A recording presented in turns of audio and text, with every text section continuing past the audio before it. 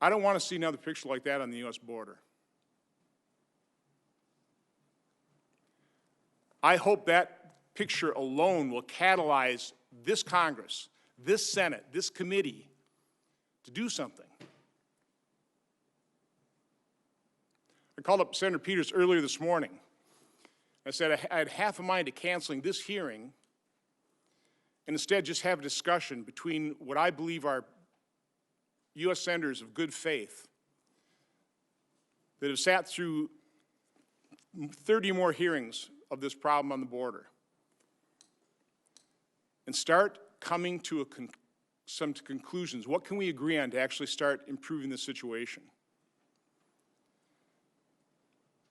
What I have found in 8.5 years here in the United States Senate, there's not much of a problem-solving capability, not for the big ones, not for the big problems. This committee's actually demonstrated pretty good capacity for solving smaller problems on a totally nonpartisan basis, quite honestly. I'm pretty proud of that. We should all be proud of that. Our staffs ought to be proud of that. Just last week in our markup, we addressed the problem of government shutdowns.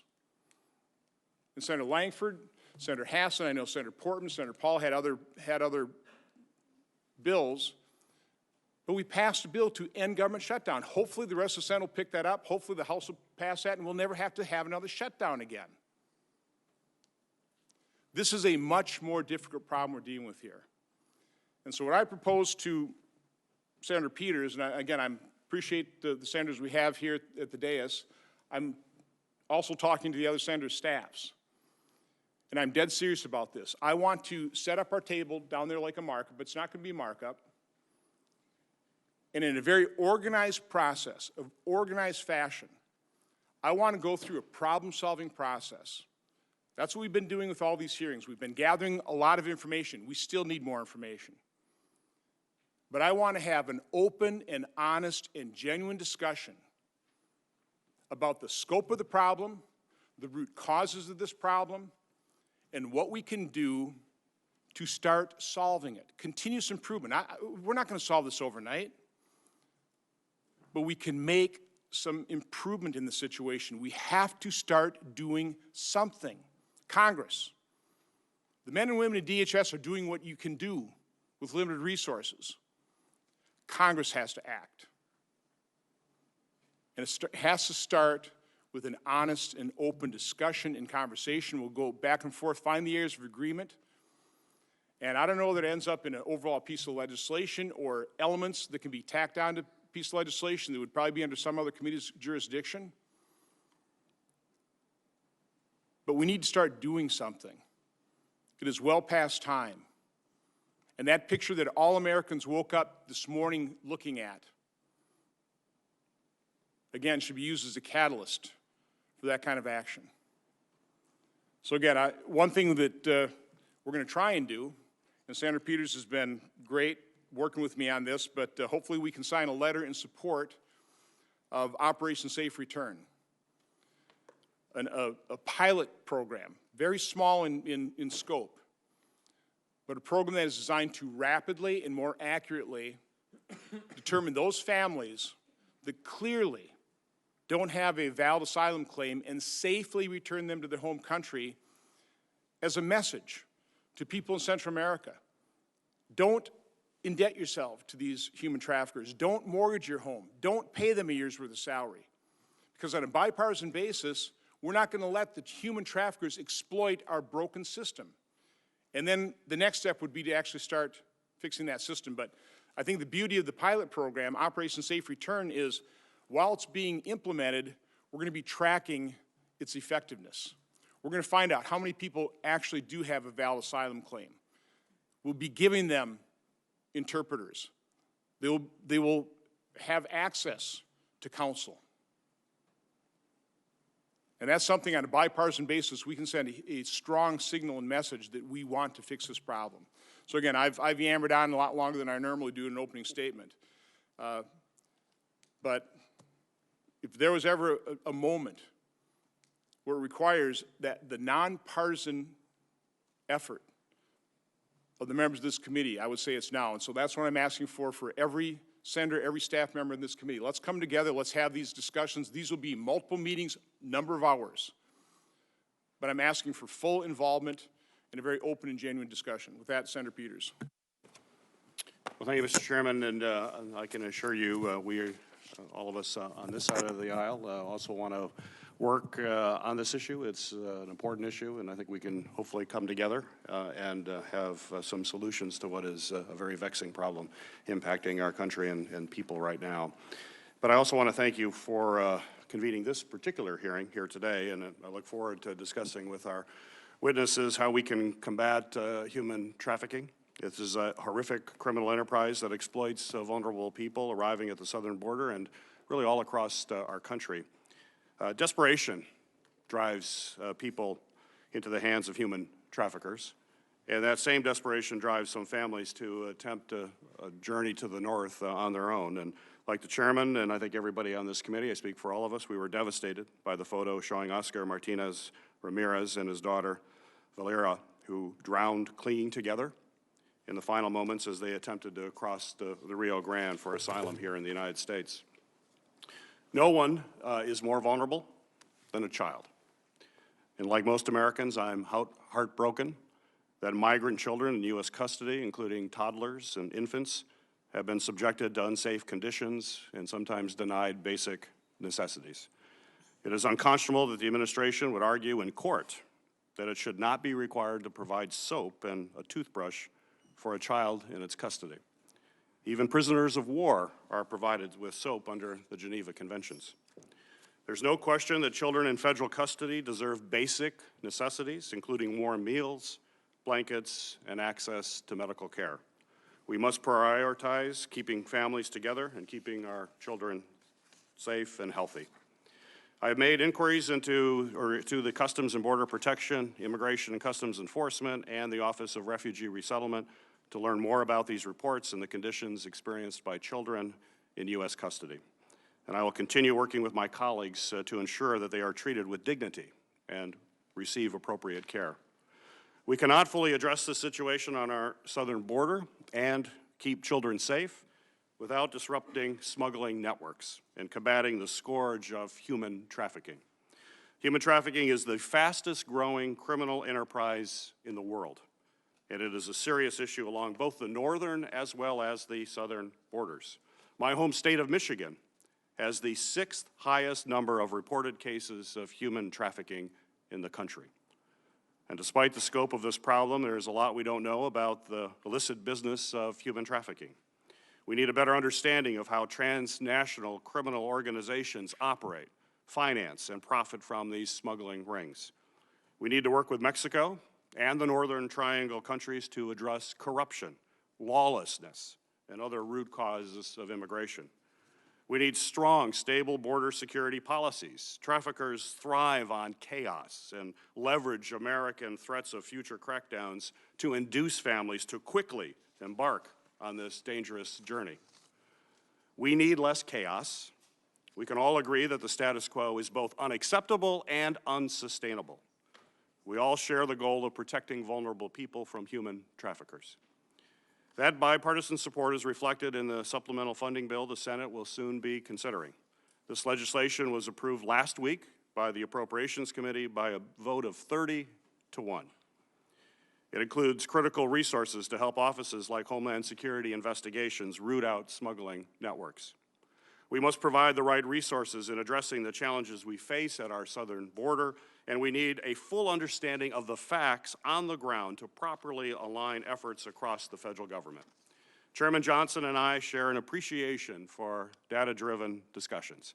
We need to improve the Department of Homeland Security's data analytics in order to better combat transnational criminal organizations, disrupt human trafficking, and deliver long-term solutions to secure our borders and protect vulnerable populations.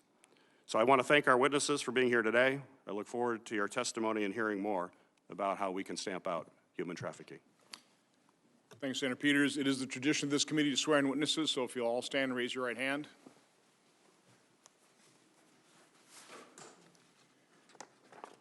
Do you swear that the testimony you'll give before this committee will be the truth, the whole truth, and nothing but the truth, so help you God? Please be seated. Our first witness is Mr. Brian Hastings. Mr. Hastings currently serves as the Chief of Law Enforcement Operations in the U.S. Border Patrol Headquarters in Washington, D.C. Previously, he was the Chief Patrol Agent of the Buffalo Sector Office in New York. Mr. Hastings. Thank you, Chairman Johnson, Ranking Member Peters, and members of the committee. It's my honor to represent the men and women of the Border Patrol before you today as they're hard at work addressing the current crisis on the border. Interdicting illegal aliens, drugs, cash, and weapons at the border is a key component of U.S. border security, and by extension, our national security. Cartels and other transnational criminal organizations, or TCOs, are a threat that requires comprehensive strategy and an aggressive approach across government. I'm sorry to report that Border Patrol's contribution to this whole government effort is currently strained, as we're forced to devote 40 to 60% of our manpower to the humanitarian flow that serves as a lucrative line of business for smuggling organizations. We're overwhelmed by the sheer volume of apprehensions and cannot conduct in-depth interviews that provide vital intelligence on smuggling and trafficking networks. While agents are distracted with the nearly 200 large groups apprehended this year, trafficking organizations are using these opportunities to move illicit narcotics and aliens seeking to evade apprehension. Simply put, the current humanitarian crisis has forced us to put border security and national security at risk. TCOs conduct their illicit operations without regard to human life. Smugglers control where and how aliens cross our border, putting lives at risk. In the Del Rio sector alone, Border Patrol rescues have risen from 44 individuals all of last year to over 400 so far this year. Smugglers are often placing children in nothing more than makeshift raft or on pool toys to cross the dangerous Rio Grande River. On multiple occasions, smugglers have pushed adults and children out of these rafts, knowing that agents would prioritize the preservation of life while the smugglers swam back to Mexico to evade arrest. So far this fiscal year, Border Patrol agents have rescued more than 3,400 people in distress along the border and saved nearly 2,500 people crammed into tractor trailers. Earlier this month, agents freed 14 people from a locked and unventilated trailer compartment that measured 124 degrees. All of these people paid smugglers to bring them into this country and nearly paid with their lives. Others were not so fortunate. This past weekend in the Rio Grande Valley, they mounted an extensive search effort when subjects reported that they had left several children who had died just north of the border. Sadly, on Sunday night, agents recovered the bodies of 3 children and 1 adult in the thick brush. Unfortunately, I know that these will not be the last tragic deaths that we encounter. Summer temperatures are increasing, and we continue to see high volume of families and children cross the border. Border Patrol has apprehended more than 664,000 illegal aliens on our southwest border so far this year, a nearly 140% increase compared to the same time frame last year. While June is beginning to show signs of seasonal decline that we expect in the summer months, we're still setting record highs. Just 3 weeks into the month, we've already surpassed the apprehension level for every June since 2007. The flow continues to overwhelm resources throughout the immigration system. Border Patrol has made significant investments in humanitarian care, including consumables, soft-sided facilities, medical support, and transportation. We've requested additional funds for this purpose in the supplemental as well. We've been forced to direct manpower away from the border security mission to alien processing simply to keep pace with the high level of apprehensions. We've detailed agents, we've shut down checkpoints, pulled agents from task forces, canceled leave, canceled training to address this crisis. Since we began direct releasing non-processed criminal family units on March 19th, we have significantly reduced the time families spend in our custody after processing. With more than 96,000 family members released so far, this currently represents over 60% of the apprehensions, but only about 25% of those in custody. Together with our partners, we have reduced the number of people in Border Patrol custody from the peak of 19,000 in May to 12,000 to 13,000 today. Of significant concern are the single adults and unaccompanied children that are spending extended time in custody. Our facilities simply were not designed for long-term care and custody. I cannot stress enough the immediate impact that funding for ICE and HHS bed space would have on the Border Patrol's in-custody population, for both numbers and the duration. In the immediate term, we need Congress to provide supplemental funds requested by CBP and our partners, but the funding will only do so much without a long-term fix. I urge Congress to pass legislative changes that we have repeatedly requested to stop the draw of UACs and families. I thank you for your time, and I look forward to your questions. Thank you, Chief Hastings. Our next witness is Mr. Randy Howe. Mr. Howe is the Executive Director of Operations for U.S. Customs and Border Protection. In this role, he oversees 30 field offices and 328 ports of entry. Mr. Howe. Good morning, Chairman Johnson, Ranking Member Peters, and distinguished members of the committee. It's an honor to appear before you today on behalf of CBP's Office of Field Operations. When I last appeared before this committee in April, I described the challenging conditions at our ports of entry. I mentioned long wait times for cargo processing and ballooning passenger wait times. I explained the ripple effects that redirecting CBP personnel would have on the trade community, the supply chain, and the American consumer. And I asked that you consider legislation action that would help address this crisis. I wish I could say that the conditions at the ports of entry have improved, or that our Border Patrol colleagues no longer required additional manpower.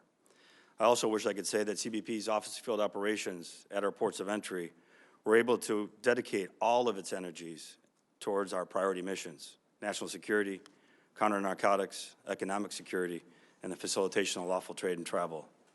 But the fact is that the conditions at our ports of entry have not improved. Most every statistic is higher.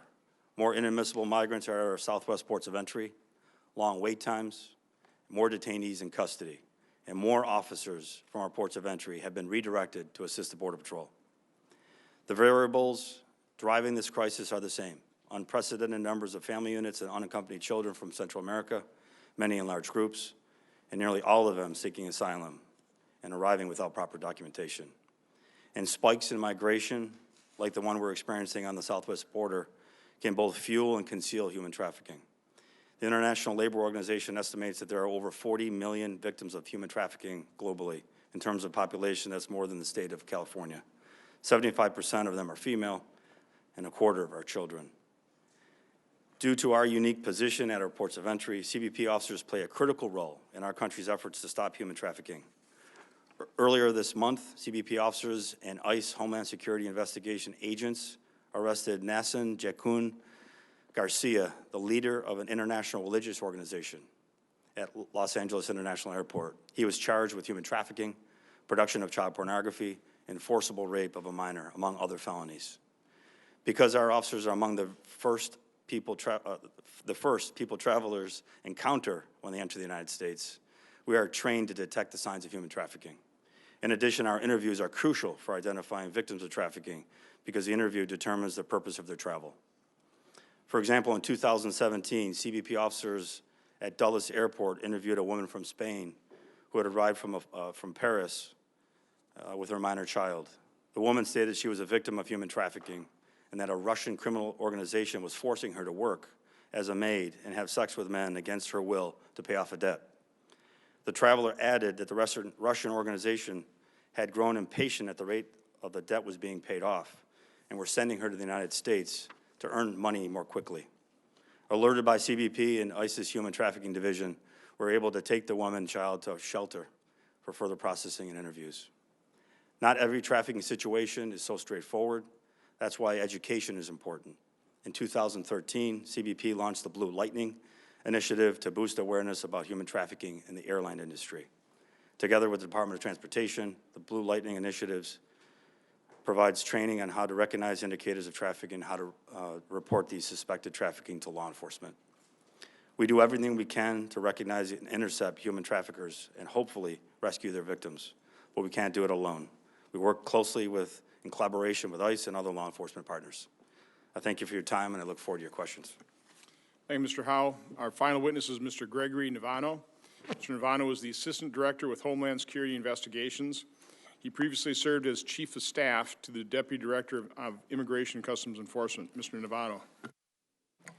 Good morning, Chairman Johnson, Ranking Member Peters, and distinguished members of the committee. I'm honored to appear before you today to represent the more than 8,500 brave men and women from U.S. Immigration and Customs Enforcement, Homeland Security Investigations to provide an update on our efforts to combat human smuggling and human trafficking and the ongoing security and humanitarian crisis at our southern border. Throughout my nearly three-decade career, I have witnessed firsthand the perils individuals are willing to endure to seek a better life in the United States. There's no better illustration of this than in June of 1994, when I encountered 11 Romanian stowaways hidden in a container on a vessel in South Boston, Massachusetts. The stowaways spent nearly 2 weeks in the container with limited food and water, 100 personnel to assist CBP in combating this issue. HSI deployed teams to interview persons suspected of attempting entry by fraud, including as part of a fraudulent family unit. To date, HSI has identified 316 fraudulent families, 599 fraudulent documents, and presented 629 individuals to the Department of Justice for various criminal violations. In furtherance of our efforts to combat this crisis, in early May 2019, HSI initiated a rapid DNA pilot program in El Paso and McAllen, Texas. During this operation, a total of 84 family units were DNA tested after providing consent. 16 family units were found to be fraudulent during the testing. About half of the confirmed fraudulent family units were identified prior to DNA testing, when the adult alien recanted their claim of a familial relationship when asked to consent to the test.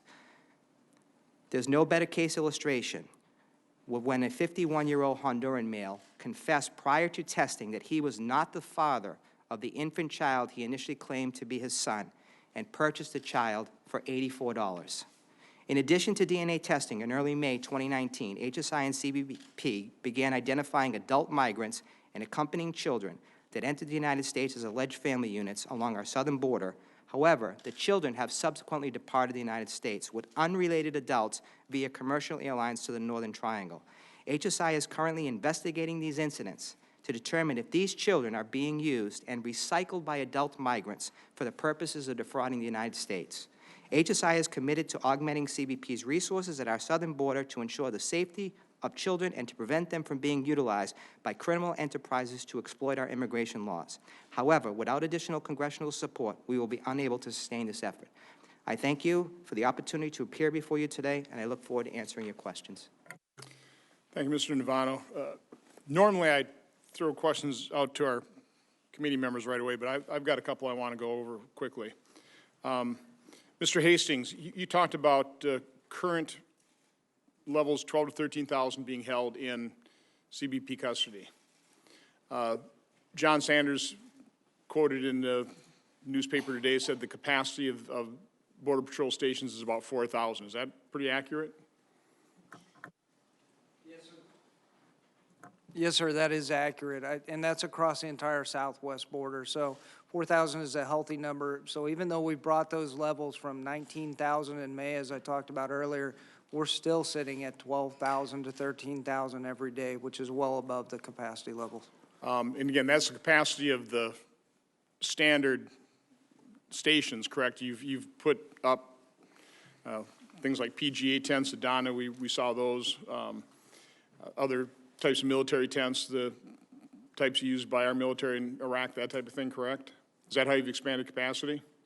That is, sir. So, I mean, you have seen in multiple areas, primarily RGV and El Paso, where we have been forced to move bodies out, transport them out, because we're over capacity in that location. We've transported them to either Del Rio sector to process or to Laredo sector to process.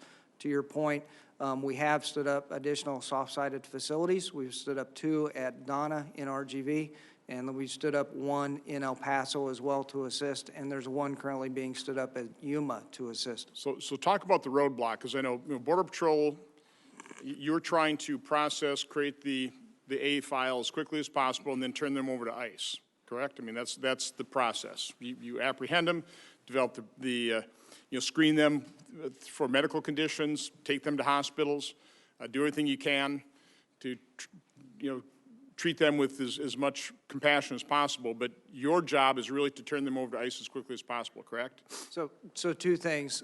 One, that yes, we process the family units and the single adults as quickly as possible, and the job is to turn them over to ERO, ICE. The UACs, the unaccompanied alien children, they are our top priority. We process them first, so we can get them entered into the system to be turned over to HHS. So what's the roadblock in terms of why you're so over capacity? So one is sheer volume. The system is overwhelmed. So just sheer volume alone. If you look back historically, demographically, 70 to 90% of who we arrested, we could easily repatriate immediately back to Mexico.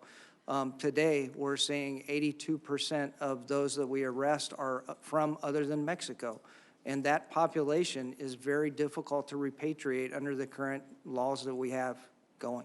So one of the complaints I heard on the border is from Border Patrols, ICE doesn't have the capacity, so Border Patrol saying, ICE, take these individuals, and ICE say, we don't have the capacity. Is that, and then, of course, ICE, particularly children, go to HHS, and well, we don't have the capacity either. I mean, is that, I mean, it's just kind of backing right up to Border Patrol, right?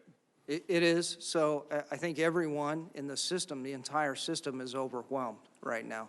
That is absolutely correct. We are holding these individuals longer than we want to. We do not want to be holding these individuals for longer than 72 hours. If we could get rid of them quicker than that, that would be great as well.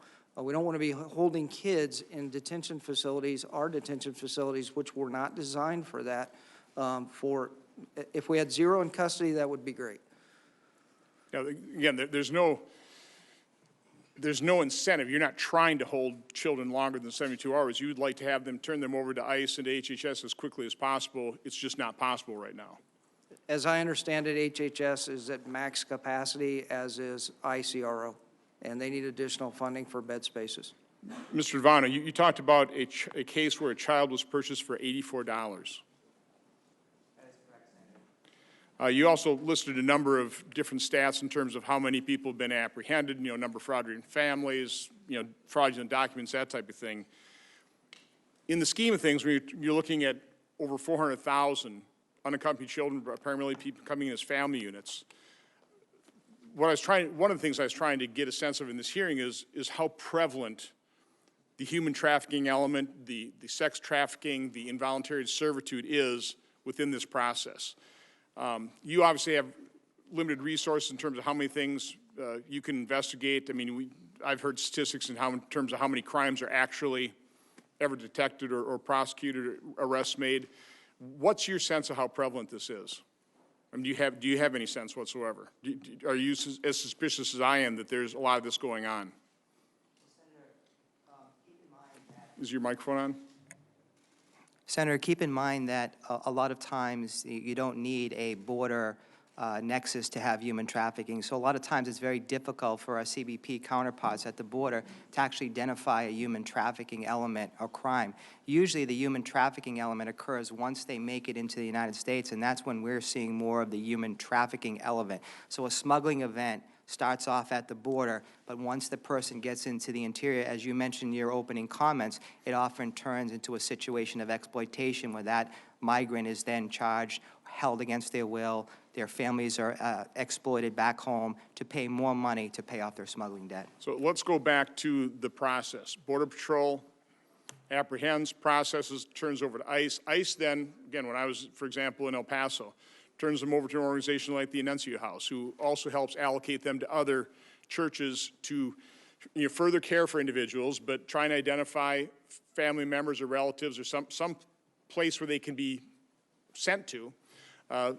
People buy plane tickets, buy bus tickets, and these individuals are sent all over the country. Is that basically what's happening? Again, as rapidly as possible. That's occurring within 6, 7, 8, 9 days in general.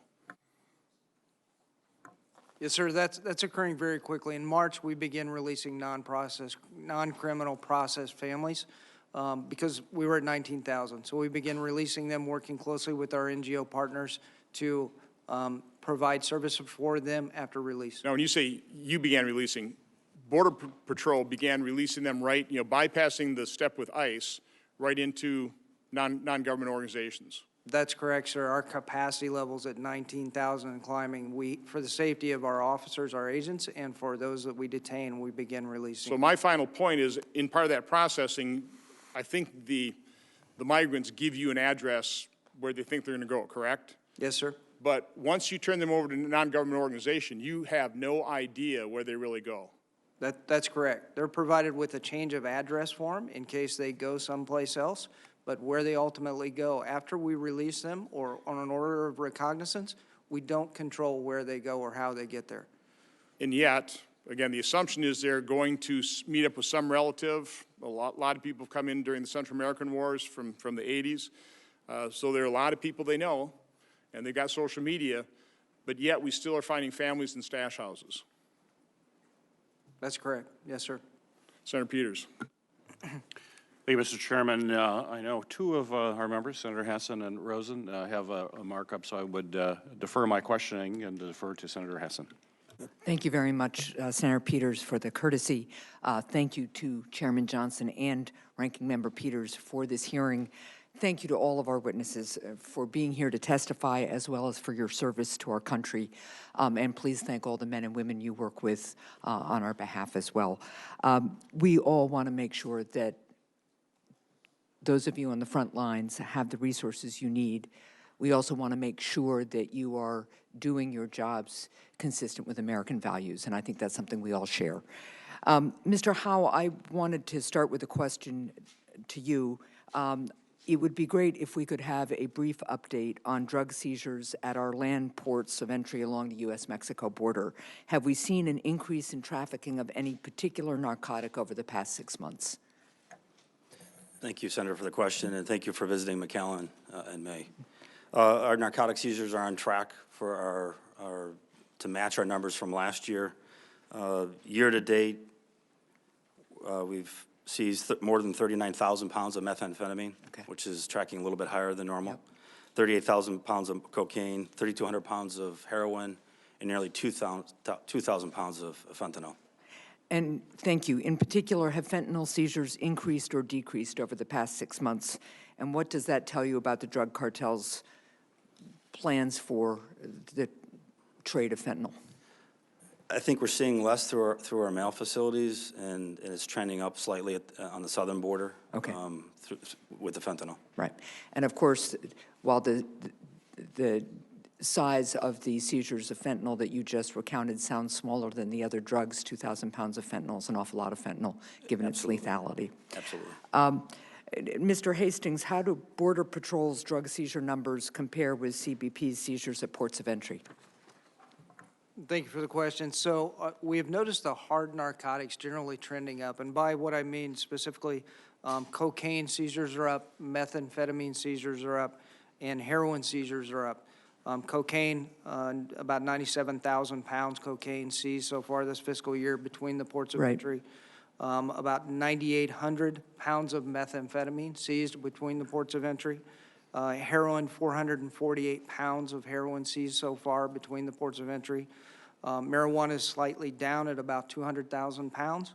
And fentanyl, although down a little bit at 149 pounds, still obviously very highly concerning. Well, thank you for the information.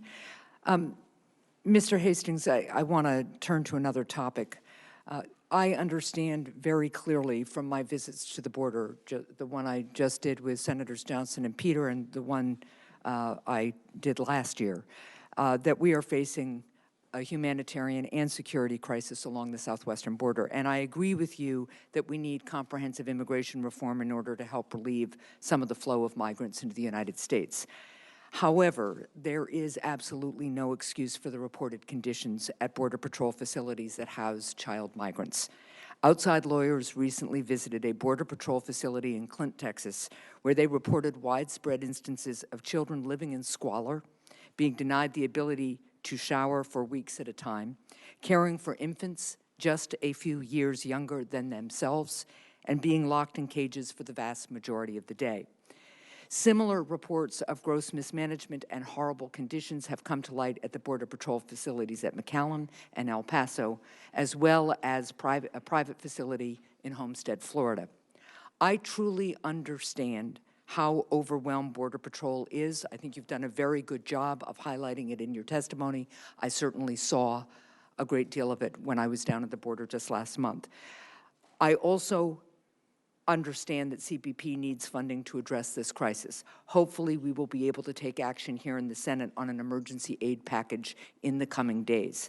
However, when dealing with children, your first and foremost priority is to ensure that the children in the federal government's custody are treated with the same kind of care, dignity, and support that we would want and expect for any child. To that end, Mr. Hastings, I would like a very clear answer on these questions. First, does CBP have an obligation to provide toothpaste and soap to children in your custody, yes or no? We're providing that in El Paso, in Clint Station. The news reports say otherwise, but you now say you do have an obligation to do that. We have been at the Clint Station, and generally all of our stations across the southwest border are provided with a variety of hygiene products. And even though our facilities were not constructed for the demographic I we're understand seeing that, today, and my time is limited, so I'm going to cut. I do understand that you are dealing with difficult facilities. I do understand that there is a backup with HHS, which I think HHS could do more to solve. But at the end of the day, what I'm hearing you say is that you agree that children should be provided soap and toothbrush if they are in your custody, which is a different position than what the administration has been saying in court. we are providing those things now. We have been and we will continue to. Do you have an obligation to feed, clothe, and clean the children in your custody? We provide 3 meals, hot meals a day, and snacks are unlimited to those in our You custody. do understand that that is in direct contradiction with the news reports that we have been reading and from what lawyers who have been visiting these children and interviewing them are telling us. And I would ask that you understand that those are the plaintiff's attorneys who have a case against the government. And you should understand that I'm a member of the Bar of Massachusetts and New Hampshire, and I hold attorneys to very high standards, and I doubt very strongly that any attorney would be fabricating this information. Understand, ma'am? What steps is the Border Patrol taking right now to ensure that the mismanagement of child migrants in Clint, Texas is not occurring at every other Border Patrol facility along the southern border? So all of the allegations that you've mentioned above that were made have all been reported to the Office of the Inspector General and will be thoroughly investigated. They've also been reported to the Office of Professional Responsibility within CBP.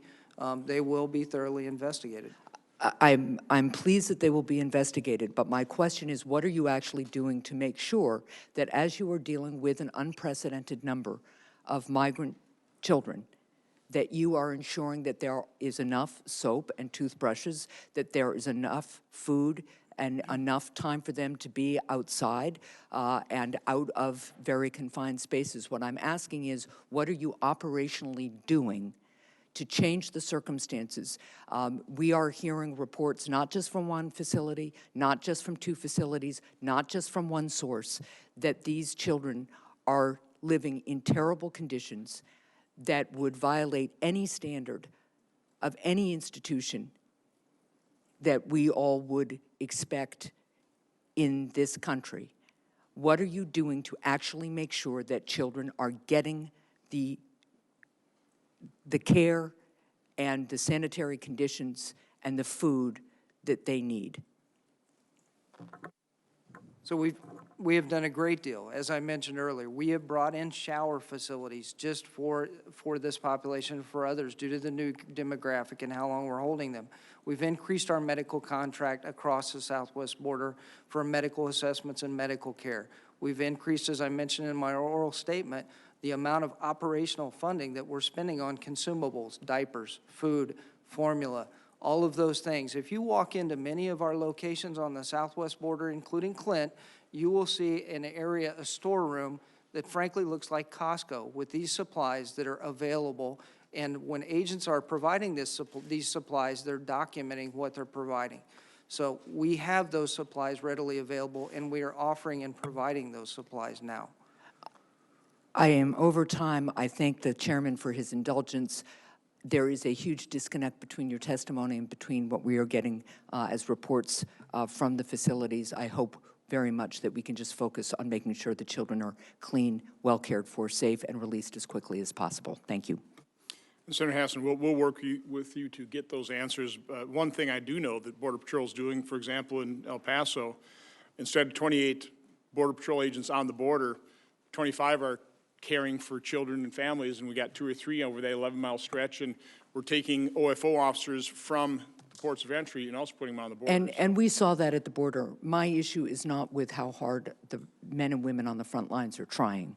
My issue is what we are doing operationally to change the circumstance on the ground so that these children are well cared for and safe. Thank you.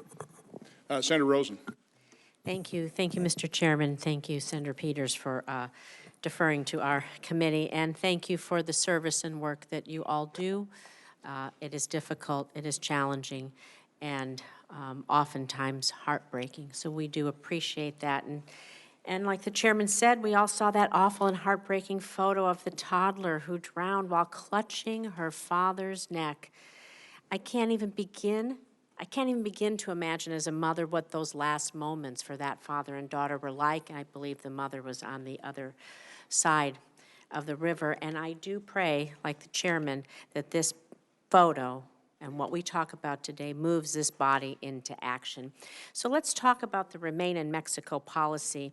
According to the State Department's Trafficking in Persons June 2019 report, over the past 5 years, we know that from countries in the Northern Triangle, they're on their way to the United States. But against this backdrop, in January of 2019, DHS issued a new policy guidance on migrant protection protocols, known as the Remain in Mexico policy. Under this policy, certain asylum seekers, including families, are sent back to Mexico to wait in that country for the entire duration of their U.S. immigration court proceedings. That could take months, could take years. And so we do know that there's a challenge in federal court, but I'm concerned that this policy is going to drive more and more people into the arms of those who wish to exploit them, making the problem worse. And I can tell you that the State Department's own annual report backs me up on this. So my question to you, and I'm hoping that you can provide us the numbers if you don't have them, do you know how many individuals seeking asylum that DHS has returned to Mexico under the Migrant Protocols program policy? Any of you? Thank you, Senator, for the question. I have the numbers for Office of Field Operations. So for the ports of entry, we've running MPP in San Diego, and to date we've returned 665, and Calexico 96, and El Paso 539, so 1,300. And how many families were part of arriving as a family unit, excuse me? I'll have to get back to you on that number. I don't have that. And also, do you know the number of unaccompanied minors? Minors would not be part of the program. They're not considered for MPP. And to your knowledge, are there plans to expand these policies beyond San Ysidro, Calexico, and the El Paso ports of entry? We are in ongoing discussions internally and with the Mexican authorities on expansion. So you don't have a timeline for when? I don't. And you can report back to us when you do? Yes, ma'am. Thank you. I also want to say that reports have indicated that DHS has returned to Mexico asylum seekers who are pregnant or children with neurological disorders. That is despite guidance that clearly states individuals with known medical issues shouldn't be subject to this policy. Have we been investigating these cases? Do you know of any? I'm not aware of the allegations, but we generally do not include migrants that have a known physical or mental illness. If there's any criminality, a history of violence. What about pregnant women? If a migrant is in a long-term pregnancy or their sensitivities to the pregnancy. They're all long-term pregnancies. Or they have an end to the term, but we know the term of that. Yes, they would not be considered. Thank you. I have a couple of minutes. I want to go back and talk about metering at the ports of entry. Of course, again, CBP, you have a practice of metering, queue management, as you call it, at the ports of entry all along the U.S.-Mexico border, where asylum seekers are required to wait for indefinite periods for the opportunity just to be processed. Can you talk to me about why you're employing the process of metering or queue management, and is it happening across all ports of entry? Thank you, Senator. Yes, it is. It's a discretionary balance used by our port managers to really balance and assess our mission requirements, our counter-narcotic, our facilitation of trade and travel, and the processing of migrants, and balancing our resources against that. So putting them in all those different areas and without focusing them in any one particular area. So how can we help you, as Congress, how can we help you speed up this process so you don't have to manage this queue and you can get through? Well, I think it's the whole process, Senator. It's our facilities that weren't designed to house large groups of individuals, and then ICRO is not in a position to be able to take them. So if we did increase, then we would be holding them longer, and ERO would have an increased difficulty in finding bed space. So it's a balance that right now with ERO and HHS's capacity issues is adequate. So we need to have people talking to each other to increase the flow and the capacity of what we can do, and of course, to Senator Hastings' point, doing it in Yes. a humane and kind way. Can you tell me, too, the numbers quickly before I end here, how many migrants you are processing at CBP daily? At our ports of entry? Mm-hmm.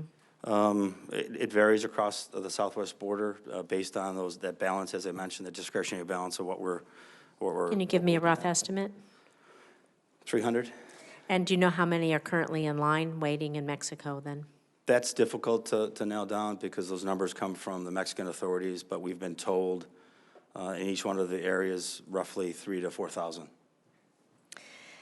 And so, based on what you know, what do you believe the average time, what do you know as to be the average time an asylum seeker will have to wait? It's been some time since I've checked with San Diego, but what I last heard a few months ago was 5 to 6 weeks. 5 to 6 weeks. Well, I hope that, again, we can do something about this, that we can help. So many more questions we'll submit for the record about the conditions for children, young families, and we want to be sure that we stop the exploitation, because nothing in my mind is more heartbreaking. I can only imagine when you open that trailer what it did to you and the nightmares you probably have remembering that. So I want that to motivate us to do the right things. Thank you. So Senator Rosen, because we asked a similar question, I got a response, so to get it in the record, currently as of 6/16, June 16th of this year, 11,575 individuals have been returned to remain in Mexico. 1,109 came from the ports of entry, 10,466 came from Border Patrol. So about 10% come through the ports of entry. The rest have come into this country illegally, and then they're returned. So again, the total number is 11,575. Senator Peters. Thank you, Mr. Chairman. Well, I want to pick up on those questions of Senator Rosen and that number. So is that the number of individuals turned away at the port of entry under the current metering practices? Just if you could give me a number of that, I want to clarify that, either Mr. Hastings or Mr. Howe. Yeah, how many have been turned away because of the metering process? That's extremely difficult, if not impossible, to identify the number that are not crossing the boundary line. In many cases, the NGOs are holding them in Mexico or caring for them until there's an opportunity for us to take on more migrants. That's a communication between us, the Mexican authorities, and the NGO. So it's nearly impossible to There are identify. folks coming across, and you're saying you can't come across today because of the metering process? You're saying you don't know that number? We don't. So, obviously, the tragic situation we've all talked about with his father and his young daughter. The story is that he died after attempting to seek asylum at a port of entry, and he waited for over 2 months in Mexico. What, to both Mr. Hastings and Mr. Howe, what do you think is the relationship between the metering at the ports of entry and an increase in families that we're seeing that are trying to cross between ports of entry? Sir, I just know that, we've seen an increase in the volume of family units continue to build month after month. I'm not sure what the result is with the queue management. When we're interviewing these individuals, quite frankly, what they're telling us is, we've heard on social media, or we have heard from folks who are already in the country, bring a child and you'll be set free. That's what we're hearing. That's not my question. My question is, what is the relationship? You're metering folks that are coming across the port of entry, so they can't. We know this gentleman who tragically died with his daughter was waiting 2 months and said was turned away from the metering, and so then decided to go not in a port of entry, and we're seeing more and more folks. What's the relationship of people who, if they can't come through a port of entry, they're now trying to cross at other places in the border? I think it's difficult for me to speculate, Senator, what numbers that occur. I mean, as I said to Senator Rosen, it's that delicate balance of managing our resources at all our different mission sets. And processing migrants is important, but if we were to process more migrants, it's going to have to come from something. So it's not going to come from a counter-narcotic mission. It's not going to come from a national security initiative. So it would have to come from facilitation. And we don't want to, have U.S. citizens waiting longer to return to the United States. So that balance is what we're trying to strike. Well, we're discussing also trafficking and smugglers and the problem related to that. And so does it make sense that if it's more difficult to come across the port of entry and just present yourself at a port of entry to the legal process, and that you want to go then or attempt to get into the country a different way, that might actually increase the business for smugglers and cartels who will say, we'll take care of the situation for you, just pay us, and we'll get you in some other way? Is there a correlation there? Is there or not? Again, I think it's difficult to speculate. We do have smuggling attempts that occur at our ports of entry. We have over 400 a year across the southwest border where migrants are either presenting somebody else's documents or they're hidden in a vehicle. So it's difficult for me to know. Is there anything being done at the Mexican border to ensure the migrants who are waiting to cross are not being recruited by smugglers at the border or being approached to use their services? Are either we or the Mexican government engaged in attempting to disrupt that kind of business connection? I don't have firsthand knowledge of that, but the Mexican authorities would have that responsibility. Would we want to know what the Mexican authorities are doing, and would we encourage them to do something along those lines? Absolutely. Why hasn't that not been done? I'm sure it has been done at the local level.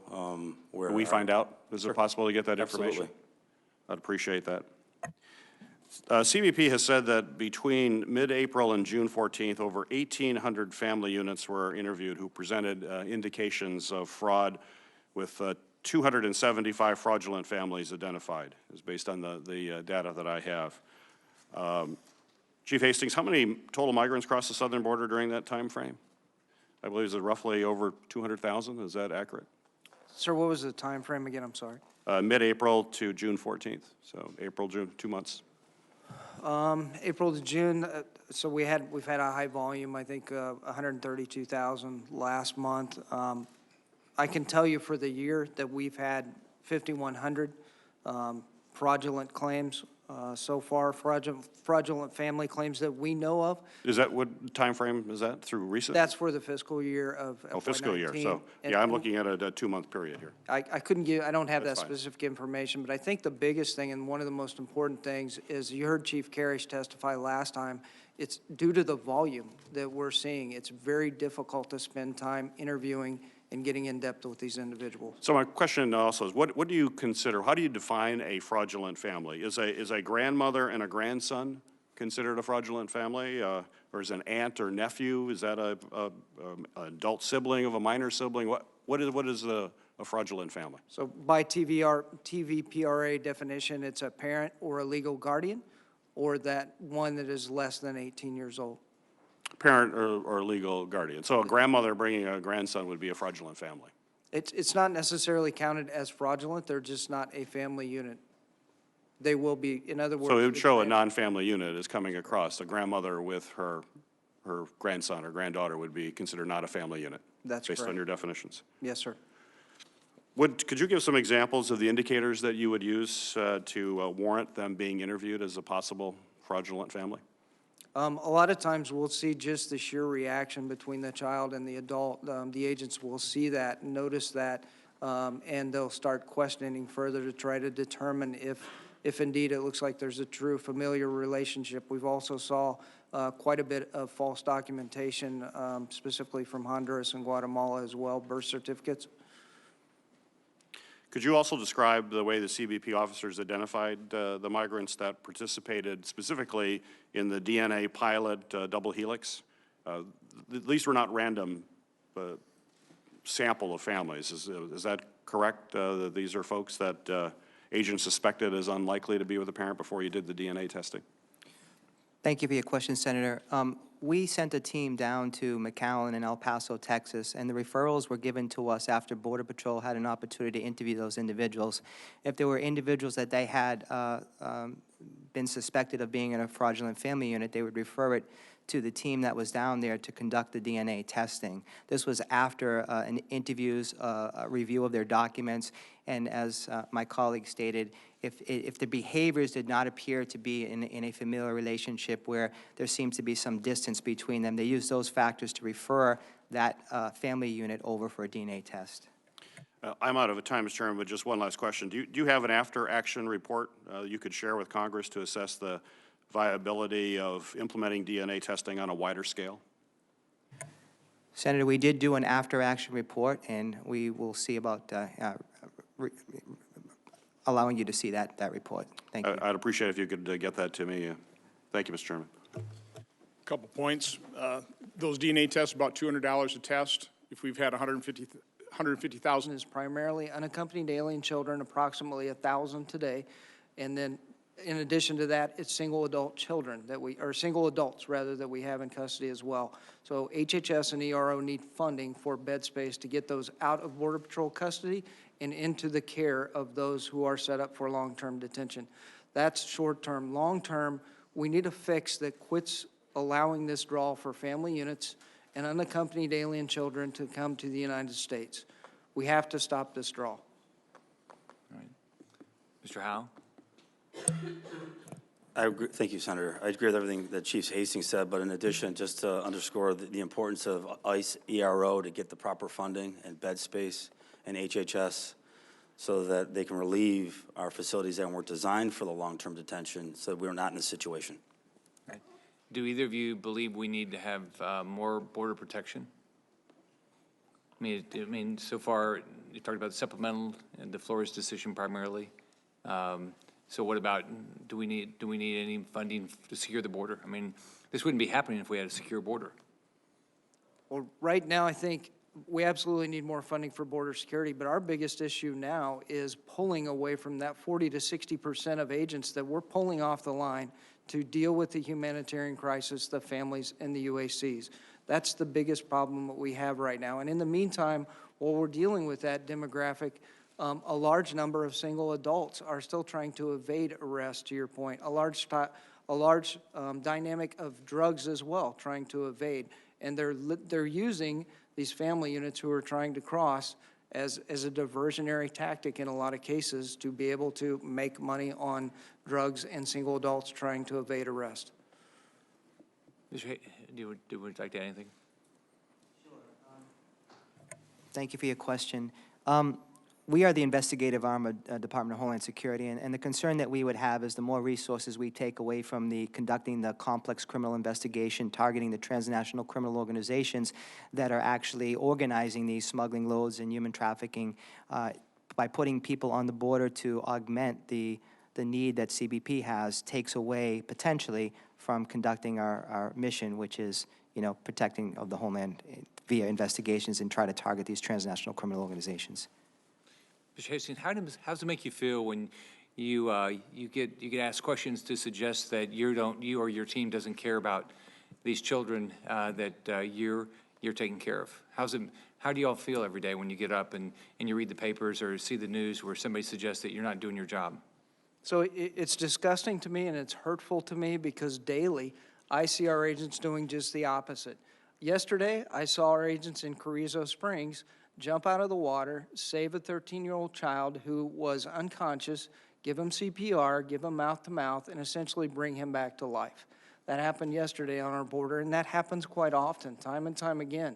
Our men and women are out there risking their lives every day to save those migrants that are either put into a bad position by smugglers or put themselves into a bad position. So above and beyond that, our agents go to the maximum to care for these children. You've seen pictures on the, as well of our agents holding these children, trying to comfort them. So it's very hurtful for us, for our agents who are out there trying to do the best they can at securing our border and dealing with this humanitarian crisis. How's it impact your ability to recruit and retain your team to do this job? So our workforce is doing well right now, but they want to see a light at the end of the tunnel, quite frankly, to be able to go back to their primary national security mission.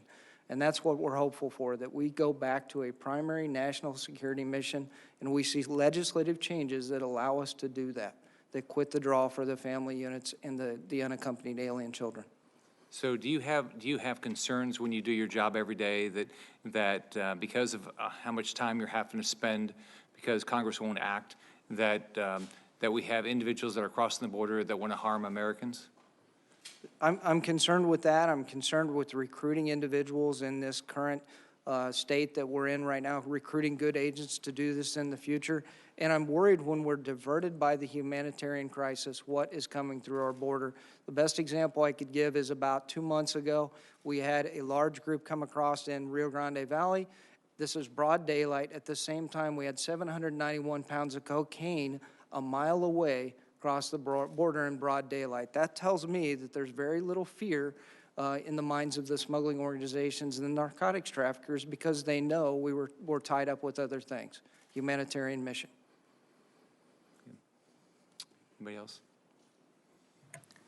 Senator, I've been around for almost 3 decades, and I've been used to this, via my career. But I'd like to put it in perspective. Can you imagine a new agent that has just come on, that just went out and had a very successful day? They seized enough fentanyl that could kill hundreds and millions of people, or they arrested a potential terrorist suspect or a gang member, or they rescued a child from an exploitation. And they get home and they turn on the nightly news.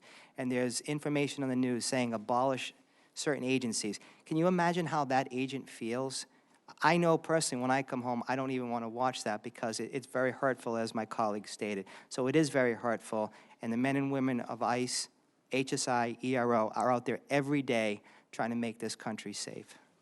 Yeah. I'll just add, Senator, it's an unnecessary distraction. Our officers want to be mission-focused. They want to be doing what they were hired to do, enforcing our laws and facilitating legitimate trade and travel. We don't want to be distracted with processing migrants to the numbers we are. Yeah, I've been here 6 months. I'm disgusted that we sit here and you watch on the news where people that are trying to do their job get attacked and Congress sits here and doesn't do their job. It's the most disgusting thing I've ever seen in my entire career, my business career. You wouldn't do this in your business career. Thank you. Senator Hawley. Thank you, Mr. Chairman. Can I disagree with what Senator Scott just said? I mean, the behavior of this Congress is absolutely pathetic. I mean, it is just pathetic. People up here should be apologizing to you for the total dereliction of duty that this Congress has undertaken. I mean, I've never seen anything like it in my life. This is, by my count, the 6th hearing, full hearing, I've sat through in 4 months on the border, which is great. I'm glad we're paying some attention to it. The problem is this Congress never does anything. This Congress refuses to do anything. We know what the facts are. You've outlined them again today. CBP is over capacity, underfunded, undermanned. ICE, overcapacity, underfunded. HHS, overcapacity, underfunded. Yet this Congress will do nothing. Meanwhile, the cartels and the smuggling rings, what are they doing? They're lying to vulnerable families, exploiting children in order to turn profits and abuse our broken asylum system. And we know what needs to happen. We know we need to reform the asylum system. We know we've got to stop the pull factors as well as address the push factors. We know all that, but this Congress won't do anything. This morning I've heard, just from my colleagues across the aisle this morning, I've heard statements like, I'm heartbroken. No one is more vulnerable than a child. The status quo is unacceptable. It is unsustainable. But yet we don't do anything to change it. And there's no will to change it. Children are being exploited. This morning we woke up to the picture of the man from El Salvador and his young daughter dead face down in the water. Why? Because they were exploited. Who knows how much that poor gentleman paid to some smuggling ring who told him that if he just came to the United States to our border and claimed asylum, he'd automatically get in. That was a lie. Who knows what lies he was told? And here he ends up, he and his little baby dead, and this Congress still refuses to act. I mean, it's just, it is absolutely unconscionable. We know what needs to be done. Nobody will do it. And my view is we can talk and talk and talk, but until this Congress is willing to take some action, I mean, I'm sorry for what it is you have to deal with. I am sorry that this Congress has left you without the resources you need. I'm sorry that this Congress has not done its duty. I'm sorry that this Congress has left not only our southern border exposed and vulnerable, but has left children exploited day after day after day. And until this wretched Congress decides to do something, I don't know why we even bother to have these hearings. I don't know why it even matters, because this Congress will not act. This Congress refuses to act, and it is a complete dereliction of duty. So thank you, gentlemen, for your service. Thank you for what you're doing. And I just hope, I would just say to the president, I'd encourage the president to take every action that he possibly can within the bounds of the law to address this crisis and secure the border, because it is clear to me that this Congress will not act in any meaningful way. And so long as this Congress refuses to act, the president needs to act. And so I would urge him and urge the administration to do everything within their lawful authority to address this crisis, because this Congress is not going to. Thank you, Mr. Chairman. Senator Hawley, you missed the opening when I described a process that this committee is going to undertake.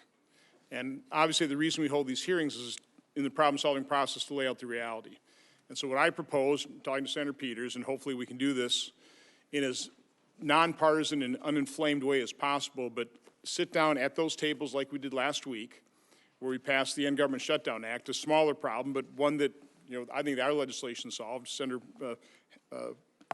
Langford's legislation, Senator Hastings' legislation, but start working through this problem in a very organized fashion, have open meetings where we discuss these things, and we talk about, okay, what do we need to do? I mean, come from a manufacturing background, continuous improvement. What can we do to start the process? Senator Peters is working right now with me, other members on the letter of support of Operation Safe Return, a pilot program where we can gather information, where we can, surge resources to, I'm not going to repeat it, but we're working on that.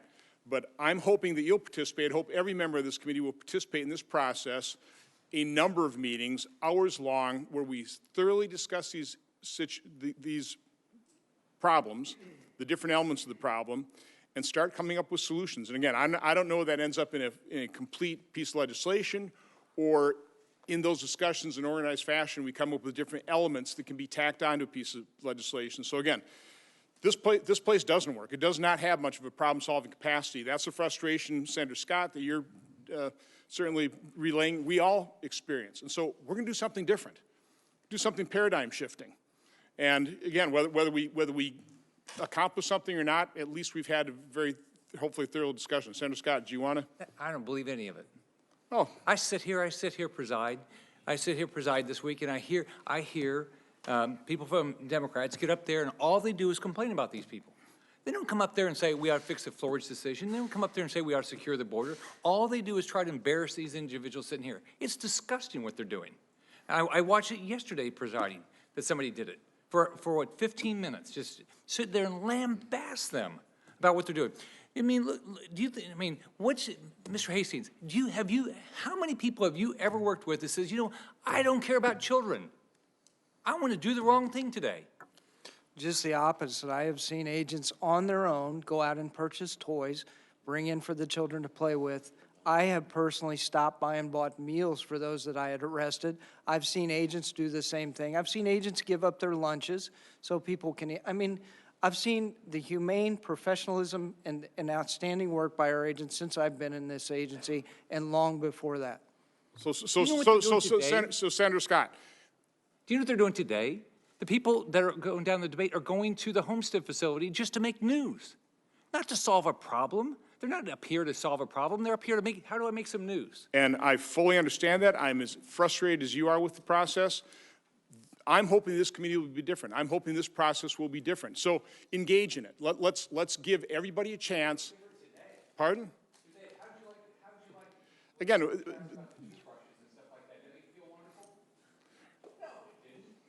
so let's get around the table like we did last week, and let's see what we can make of this. I mean, again, you got to be tenacious. We have to start moving the football forward, or we can throw up our hands and say we'll never fix this problem. I'm saying that photograph ought to catalyze us, and we ought to try something different and start trying to solve the problem, okay? Senator Langford. So I want to join my colleagues in the frustration of this day. And I think what we're experiencing today is some pent-up, abject, total frustration. March the 28th of this year, at that time, Secretary of DHS came to this hearing and then followed up with a letter, and this was the exact quote from her. "We now face a system-wide meltdown. DHS facilities are overflowing, agents and officers are stretched too thin, and the magnitude of arriving and detained aliens has increased the risk of life-threatening incidents." Then she said, "My greatest concern is for the children who are put at high risk by this emergency, who are arriving sicker than ever before after traveling on the treacherous trek." But instead of actually providing funding during that time period,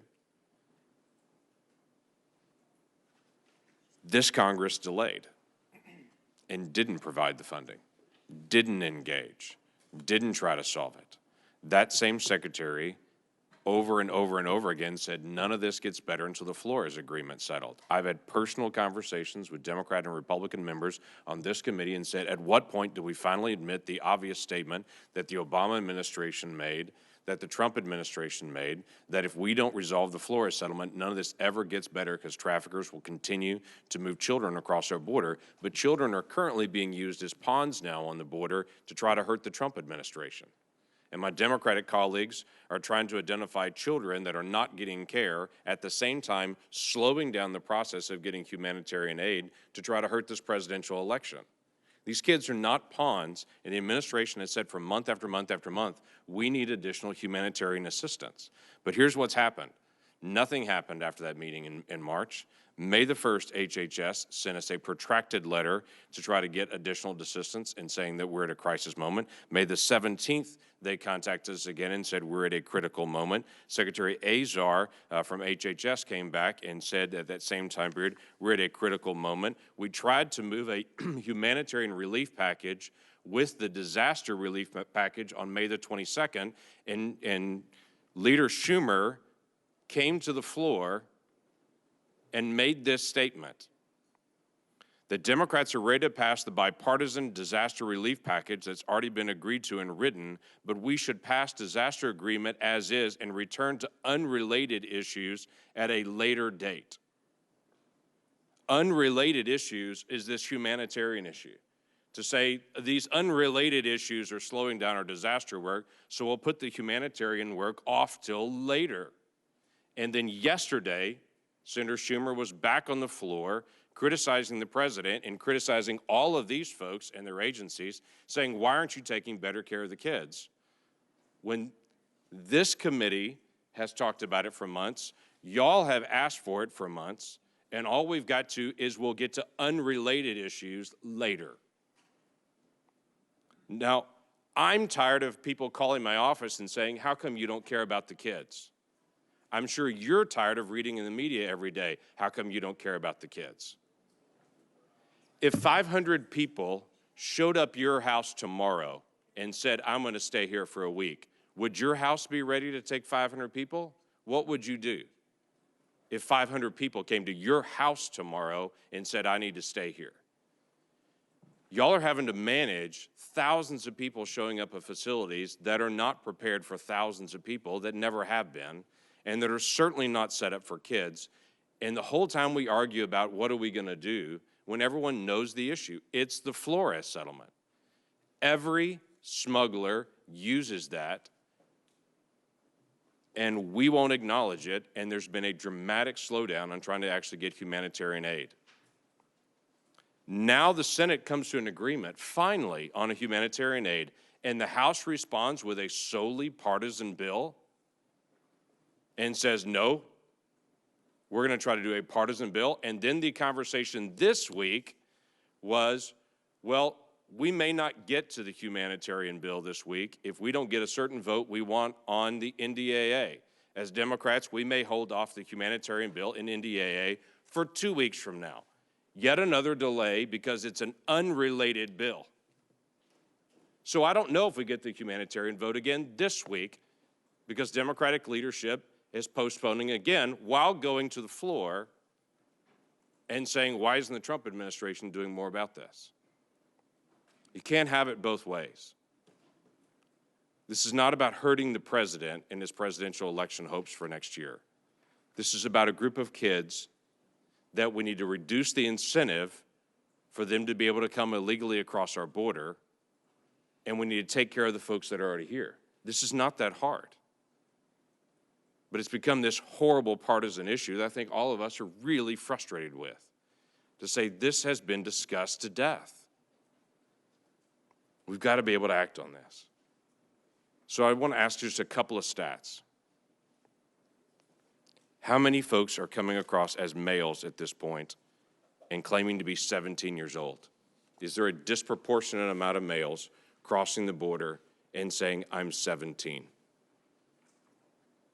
Sir, I don't have the exact numbers, but I can tell you that we're seeing a higher number of families with fathers as the primary, they're the primary parent that's coming across. So we're seeing an increase in fathers with children. I don't have the exact numbers with me. How many countries have you seen crossing our border with minors? So 140 different countries that we have seen apprehensions that we have made from 140 countries, 52 countries for family units. So we have family units from 52 different countries that have crossed into the U.S. this fiscal year. And that's just this fiscal year, so that'd be since October 1 of last year. That's correct, sir. 82% of the people you testified, people that are crossing the border, are coming from countries other than Mexico at this point. Is that correct? That's correct, sir. Guatemalan authorities that I met with this week have stated that DHS has worked very hard with them, and the Guatemalan authorities are continuing to be able to work because, quite frankly, the Guatemalan authorities don't want those kids also making this trek, and they're trying to do what they can to be able to slow down the flow from their side as well. And they were very appreciative of the work that DHS has done to be able to partner with Guatemala specifically. Now, I'm sure if I talked to the Honduran authorities and the El Salvadoran authorities, they would say the same. But the Guatemalan authorities this week were very grateful to our government and the work that they're doing to be able to help not only protect those kids, but quite frankly, they want their kids back home to be able to be there. And they're a little frustrated by this whole journey as well. And as a country, we have put hundreds of millions of dollars into Central America, into the Northern Triangle for quite a while to help stabilize those governments and continue to be able to do that, to be able to provide a safe place that's there. So all of this conversation about we're doing nothing to be able to help the issues there really is we are doing a lot of things to be able to help the issues in Central America. What's not being done is deal with the pull factors here in the Flores settlement. And frustratingly enough, also not the humanitarian assistance. With that, I yield back. Senator Portman. Thank you, Mr. Chairman. I was here earlier and had the opportunity to hear you, Mr. Hastings, and hear some of the discussion with my colleagues, Senator Johnson, in particular on what's going on at the border, and also from Senator Peters. And I think there is now a consensus, I certainly hope so, that we're facing a crisis. It's an immigration crisis. It's also, by the way, a drug crisis impacting my home state of Ohio and every state represented in this dais. Crystal meth is now coming in unprecedented numbers, as an example. We already knew the heroin was coming in. Crystal meth's coming in entirely from the Mexican border now, we're told. It's also a humanitarian crisis. There's no question about it. And the men and women who you represent are being put in an impossible position. And I hope that every member of this body protects the right of American law enforcement to do their job. And it's a tough job, but I think you're doing it in a professional way, and I know it's difficult. I guess what I would like to focus on is solutions. I do think there are some potentially bipartisan solutions, and I want to hear from you on it. One that has always struck me as a reasonable approach that we should be taking, which was done during the Obama administration, is to have people apply from their home country. They would apply technically as refugees from their home country because you claim asylum when you come into the United States. The criteria are the same. The criteria that have to be met are the same that are eventually adjudicated over here. We're finding about 15% of those who apply for asylum actually receive asylum. That number, may not be entirely accurate going forward, but the point is most people who are applying are not receiving it. Why? Because they're deemed through our judicial system to be economic refugees, probably, and not meeting the criteria. But what if we set up a system, as was done, again, in the Obama administration, where people, instead of being told by the traffickers, you've got to come on this arduous journey, and we're going to mortgage your house for you, and we're going to take your paycheck for the next half year, and we're going to take your kids, because if you're a kid under the Flores decision, then you can't be held in detention for more than 20 days. Instead, the traffickers had to say, you got to apply here. You got to apply from country. Now, two things would have to happen. One, we'd have to raise the cap on refugees, which has been lowered during this administration. That should be acknowledged. And it would require specifically a cap to be raised for Central American countries. Second, we have to provide the resources. Although, as you know, with refugee resettlement, primarily that's done through international bodies, including the UN, refugee resettlement operations. So this is something that could be internationalized. I've talked to a number of my colleagues on the Democratic side of the aisle about this. They haven't said no. It certainly makes sense as part of an overall strategy, in my view. The pull factor is the fact that you can misuse our asylum system now.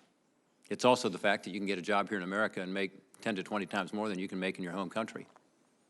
If I was in that situation or you were, you'd be tempted to do the same thing. It doesn't make it right.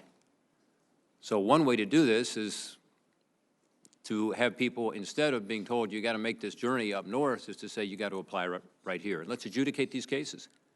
Let's provide the funding for it. Let's use the United Nations and other international bodies. Now, that reduces the flow in a substantial way. I just wondered if any of you, Assistant Director Nevano, you may have some thoughts on this, Mr. Howe, Mr. Hastings, but if you had any thoughts on this idea of going back to a system where people apply from their home country. Thank you for your question. I'm not as versed in that area, but the argument that you make seems to make sense, and I am familiar. Back in my younger career, I actually did process refugees, and a lot of Vietnamese, Russians back in the early 90s, and it was an effective system that worked. So I could see the merits of that system and look forward to working with Congress, working with our partners, if that is something that is decided, to try that out and see if it's something that can help stop this crisis. Yeah, and I know you're familiar with this, but the criteria you use to determine whether somebody was eligible for refugee status is the same criteria we use for the asylum status. And yeah, it's just a difference of the section of law. I believe it's Section 207 of the INA and Section 208 of the INA is a difference, but the statutes are very similar, like you mentioned, whether they apply here in the United States or apply outside of the United States. there's also a requirement, should somebody receive refugee status, that there's assistance provided. Usually it's through a private sector entity, but the federal government plays a role. Refugee resettlement, we're all familiar with. So it's a little different process, but it keeps people from coming up to this border. It keeps the numbers we see here, hundreds a day, thousands a week, hundreds of thousands a month, from coming up to our border. Instead, they're told, if you want to apply for this status, you got to do it back home. Mr. Howe, Mr. Hastings, any thought on this? Senator, yeah, I'm very intrigued by it. Common sense? I think, yeah, it's probably common sense. It reduces the pull factors. We'll let our lawyers work out the details, but if it can be done, if it's been done before, and working with the State Department and our international partners, it just makes sense. Mr. Hastings? Thank you, sir. I would welcome anything that allows our Border Patrol agents to get back to the primary mission of securing our borders and reduces the flow. Yeah. Your testimony earlier was striking to me when you talked about the fact that 40 to 60% of your people have been pulled off their jobs, essentially, to deal with the humanitarian crisis. I understand why they're doing it. They have to do it. We want to be sure that we're providing the emergency care that so many of these migrants need, but that's not their job. And that leads me to my final question, which is about the drug issue. When the Border Patrol is not on the border trying to detect and stop these illegal drugs from coming into our country that are killing the people I represent, that creates a whole other crisis. It's not on the border, it's in Ohio. It's in every state represented in this dais. And maybe, Mr. Nevano, you can talk a little about these transnational trafficking groups that are smuggling people, but also smuggling drugs at the same time. What can we do better to be able to detect and stop this poison from coming into our country? Crystal meth. You know, back in the day, we had meth labs in our states. People made meth in their basements or their homes, and environmental problems with that, obviously, in addition to this poison being made that was harming our communities. You don't see that anymore. Why? Because the crystal meth from Mexico, pure crystal meth, is so cheap and so powerful. I'm told by law enforcement in Columbus, Ohio, it's less expensive than buying marijuana on the streets now, and it is killing people. So, Mr. Nevano, what can we do to stop some of these drugs from coming in, and how are they related to these transnational gangs that also get involved with trafficking people?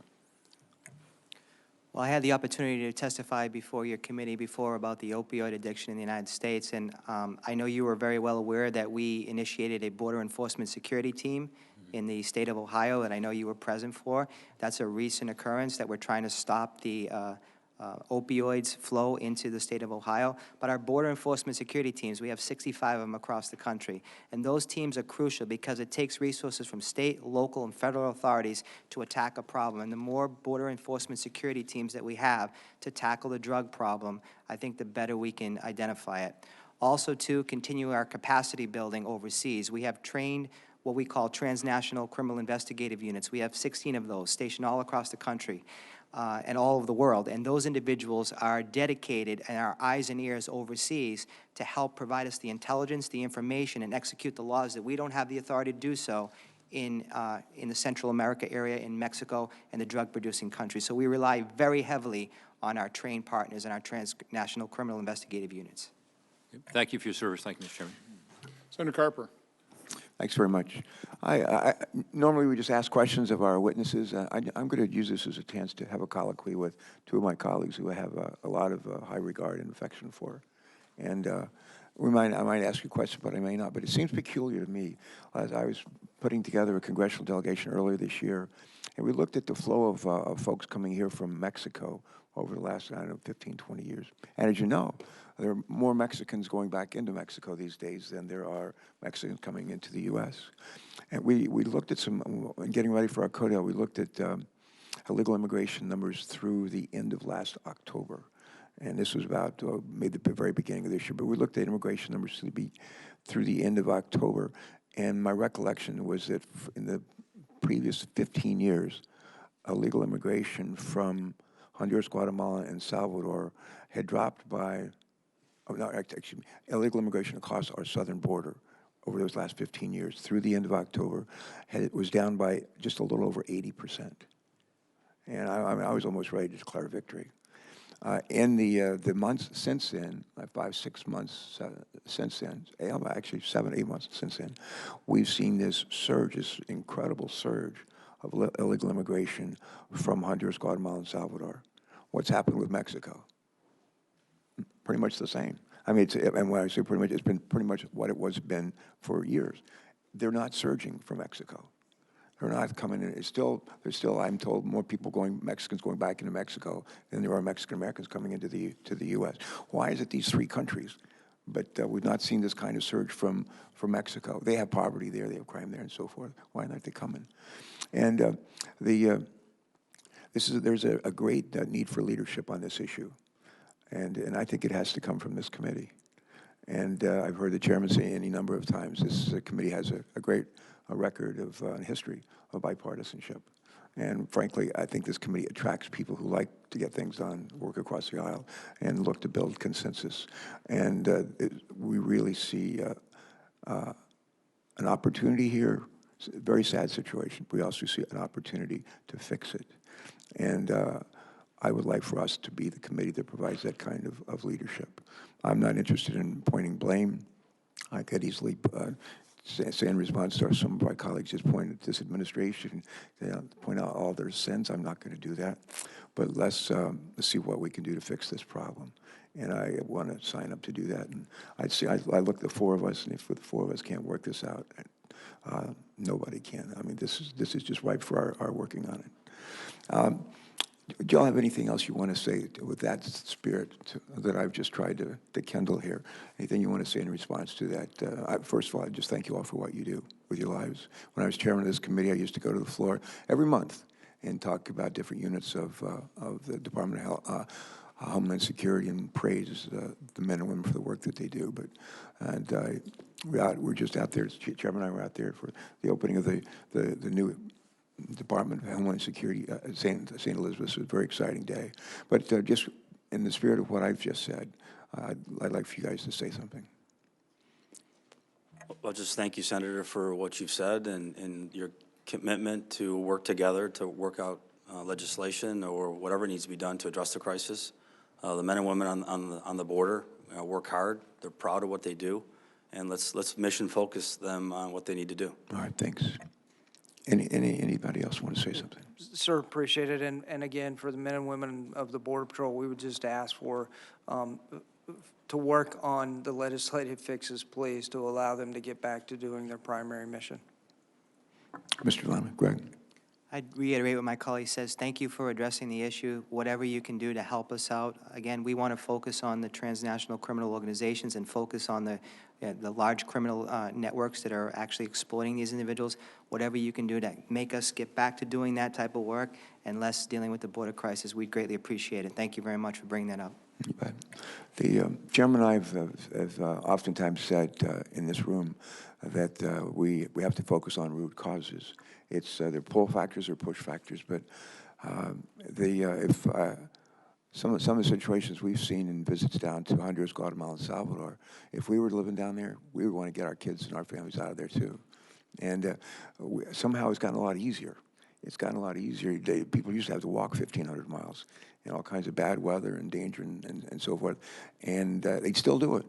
But now they can get in a bus and come on up an air-conditioned bus and be dropped off at the border, and a lot of people are doing it. And those, the coyotes, the folks that are running these operations, they're very entrepreneurial. They can find all kinds of ways to make money, including on the bus service business. And we got to be smart enough to figure out how to shut that down. We can't do it by ourselves, but the Mexicans, if we're ever going to get this, USMCA can confirm that. I'm not saying that should be one of the conditions, that they work with us to shut down those buses, but that'd be part of it. There are all kinds of things we can do. The other thing I would say is we've been working now for about 3 years on Alliance for Prosperity, as you know, and it's not the whole answer. It's part of the answer. I like to say there's no silver bullet. There's a lot of silver BBs, some are bigger than others. I think one of the big BBs is making sure that we address the root causes of why people are trying to get up here: lack of economic opportunity and hope, crime and violence, corruption. And what we're trying to do with the Alliance for Prosperity is to address all three of those. Sadly, when we look at the supplemental and the president has cut off that funding to the Alliance for Prosperity, suspended it. And when we look at the legislation, the supplemental focuses on the border and illegal immigration, we don't restore it, which I think is a mistake. So we got to be able to, I'd like to say, walk and chew gum at the same time. We got to address those root causes, and we got to address the pull factors as well. And I sign up for doing that, and I suspect my colleagues to my left would do so as well. Thank you. Well, first of all, Senator Carper, let me say I appreciate your willingness to participate in this process, and it's going to be a different kind of process. It is going to take advantage of, I think, the nonpartisan attitude by so many members of this committee. And we've spent more than 30 hearings gathering information, trying to define the many root causes of this problem. I continue to say the primary root causes is America's insatiable demand for drugs, which has given rise to drug cartels, destroyed these public institutions. But having been a manufacturer, having solved a lot of problems, there's a process you go through, and that's what I want to see this committee engaged in. You know, not here at the dais, but down there with genuine conversations, and we do it in a very organized process, trying to address all the complexities of this, but also then trying to find, the priorities. What are the things that we have to fix now? In the here and now, what are the longer-term solutions as well? So I'm absolutely dedicated to doing this. And it's going to be a completely different process than, this Senate's been participating in as long as I've been a senator. And it's going to be genuine conversation. It's going to be, I think, senators with goodwill recognize the problem and working toward real solutions. So again, I appreciate that, and all you have to do is show up. But we're going to be holding multiple meetings, and they will go on for quite some time. And I'm just, how tenacious I am. With that, Senator Sinema. Well, thank you, Chairman. You know, our nation faces a crisis along the southern border, and I'm committed to continuing our bipartisan work to strengthen border security, stop the flow of migrants to our southern border, and ensure fair and humane treatment of the migrants who do come. The situation on the ground in Arizona with our communities, our NGOs, and our border workforce is not sustainable. So I want to make sure that we're working together to develop bipartisan and common sense solutions. These solutions have to include measures that push back against the human traffickers and the criminal organizations who prey on migrants. And I'm pleased that we're having this hearing, and I look forward to our discussion. My first question today is for Mr. Nevano. According to recent data, over 590,000 migrants have crossed our borders just this fiscal year. And all along the over 2,000-mile journey from Central America to Arizona, migrants are targeted by criminal elements: human traffickers, smugglers who transport migrants through Mexico for a fee, and other criminals who are seeking to hurt these families. Of the migrants who are coming to our border, approximately how many have had some interaction with a criminal element during their journey to the United States? And how many of those migrants received assistance on their journey from smugglers? Senator, thank you for your question. I'm not sure that anyone can give the exact numbers as far as, the estimates that you're asking for. However, I would say to make that 1,500-mile journey, it's very difficult to do that on your own. And these smuggling organizations are recruiting these individuals, making false promises to them about getting into the United States, making a better life, promising them lucrative jobs when they get here. And once they get here, the traffickers take over and put them in totally different circumstances. So I will say that in order to make that journey, a very high percentage of these individuals are seeking assistance, paying upwards of $7,000 to $8,000 for that journey to make it to the border, thinking they're coming for a better life, only to be exploited once they pass, the border, whether between ports of entry or through a port of entry. And Mr. Nevano, regarding these smugglers who are, quote, assisting individuals to come to this country, do you have any information about how closely linked they are to transnational criminal organizations that work to ship drugs as well as people across the border? Sure, that's a very excellent question. So what we term illicit pathways, these illicit pathways are controlled by the cartels. They're used to bring narcotics through those pathways, and they will use them to bring people. The smugglers, the transnational organizations, criminal organizations, don't care what the product is, whether it's a commodity, whether it's a person, they use those same pathways. And the human smugglers may have to pay a fee to the cartels to use those pathways to come up. But there's a direct correlation between the pathways used for smuggling narcotics as there is for smuggling persons. Thank you. My next question is actually for all of the panel. I'd welcome all of your thoughts. It's clear to me and to many Arizonans that our nation faces a direct threat from these smuggling operations, and of course they're taking advantage of people in Central America. So I'd like to hear a little bit more about what our national strategy is to defeat this threat, and what are some of the steps that your agencies are taking to counteract these criminal transnational organizations. Thank you, ma'am. So for the Border Patrol, again, I don't want to sound like a broken record, but I will say it's very hard to delve into, interview, and to follow through with getting the proper intelligence when we're just trying to get the throughput. Yeah. When we are overwhelmed by the mass amount of UACs and families that are coming into our facilities, it's very difficult to take the time to delve into a smuggling case. We try the best of our ability, but we also are trying to balance that with the humanitarian crisis that we currently have. So it's very difficult, and that's why we would again ask for the legislative changes that stop this draw, so we can go back and focus on the smuggling, focus on the trafficking, focus on the DTOs that are bringing thousands of pounds of narcotics into our country through the ports of entry and in between the ports of entry. Similar to Chief, thank you, Senator. Similar to Chief Hastings, we're in the interdiction phase, so we're identifying the smuggling attempt and stopping it. I mentioned earlier, on average, about 400 criminal prosecutions on the southwest border for people that are trying to be smuggled in the United States. And so we're on that front end of it. So the back end, that investigation really is through our ICE partners to get into the details of the DTOs. Senator, the paradigm of effective border security starts 1,500 miles out with capacity building and training foreign police officers to interdict, train them, provide them the equipment, and that's something that Homeland Security is doing, to attack the problem foreign. We know that doesn't always work, and our brothers and sisters at Customs and Border Protection are the interdictors. So there's definitely a border security at our borders, but interior enforcement is equally as part of that three-prong approach to the paradigm of border security. And that is taking the pull factor, the magnet away from them by having an effective worksite enforcement strategy. Because worksite enforcement bleeds several other collateral crimes. These individuals, once they get here, they know that they're promised a job, and that's where the human trafficking, the fraudulent documents, the identity benefit fraud, that's where all that happens, the false promise of a job. So it has to be a three-prong approach to effective border security. I appreciate that. A quick follow-up question. Director Hastings, you mentioned changing American laws, which I think we could all agree is difficult in our current political climate. What I'm looking for, and really am grateful to be working with the chairman and others on this, are ways to help the administration improve the credible fear process. So that's something that we're working on to try and figure out how can we do that given the difficult partisan political climate that we're living in.